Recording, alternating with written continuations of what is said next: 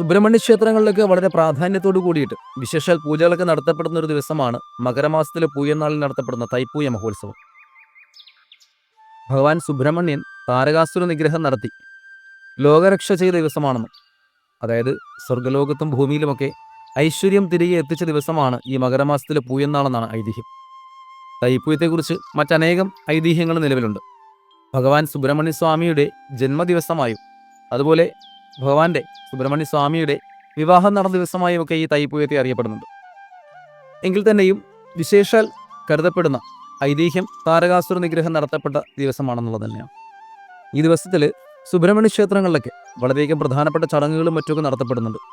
ഭഗവാൻ സുബ്രഹ്മണ്യ സ്വാമിയുടെ ഹരഹരോ എന്നുള്ള മന്ത്രജപവും അല്ലെങ്കിൽ ഓം ശരവണഭവ എന്നുള്ള മന്ത്രമൊക്കെ ജപിച്ച് ഭഗവാന് കാവടി എഴുന്നള്ളത്തൊക്കെ നടത്തിയിട്ട് സുബ്രഹ്മണ്യ പ്രീതിക്ക് വേണ്ടി എല്ലാത്തരം വഴിപാടുകൾ നടത്തുവാൻ ഏറ്റവും പ്രധാനപ്പെട്ട ദിവസം തന്നെയാണ് സ്കന്ദഷഷ്ടി പോലെ തന്നെ പ്രാധാന്യമുള്ള തൈപ്പൂയ നാൾ. ഇത്തവണ 2026 ഫെബ്രുവരി മാസം 1-ാം തീയതി ഞായറാഴ്ചയാണ് ഈ തൈപ്പൂയ മഹോത്സവം നടത്തപ്പെടുന്നത്.